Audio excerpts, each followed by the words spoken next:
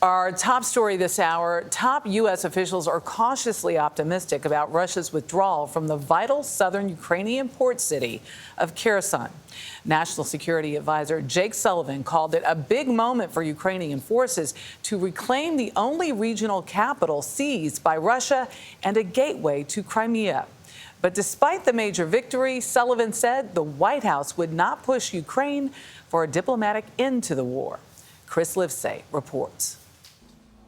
Good morning. This is just a stunning turn of events. Remember, Kherson is an area Russia was trying to turn into Russia. They had to fly the Russian flag, spend Russian rubles, even set their clocks forward to Moscow time. But today, Ukraine is winding those clocks back.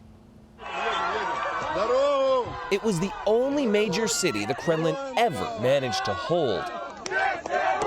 Today, with Russia's chaotic retreat, it's the liberated people of Kherson holding each other, rushing back into Ukraine's arms with so much affection, it's slowing down their soldiers, says lawmaker Alexei Goncharenko.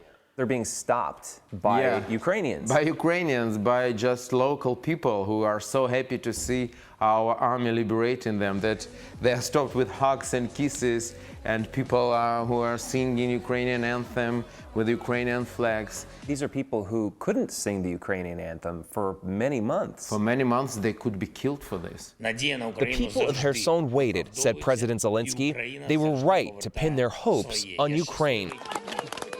Despite their first breath of freedom in nearly 9 months, locals are still in harm's way. Russian forces destroyed the major bridge as they fled and retained artillery positions less than a mile away on the other side. They're also known to leave booby traps in their wake, hiding landmines inside refrigerators and underneath mattresses. Many civilians have already died from explosives, says this Kherson military official. There will be sad news from Kherson, for sure, because every time we are liberating our towns, we are finding tortured people, raped people, killed people. But Ukraine is in no mood to lose momentum. They can kill many more people, unfortunately. That's the reality. But they're moving to a big, big historical defeat. So this is a massive embarrassment for Russia. Oh, yes. Of course, strikes like this one are always a threat. And remember, the Kherson region is the gateway to the Crimean Peninsula that Russia captured way back in 2014.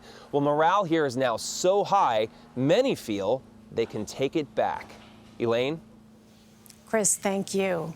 You know, his piece really just underscores that determination and strength of the Ukrainian people. And you see how incredibly grateful they are as well. Well, if this is still going on, I think there was a lot of, with midterms this week, everything else, a lot of people saying, is there less attention on Ukraine? As you see, they're certainly not in Ukraine right now for those involved. Yeah, and if they do continue to move the Russians back, what was it all for? All the death, the destruction, the fact that they've been able to rally is incredible. Really, really remarkable.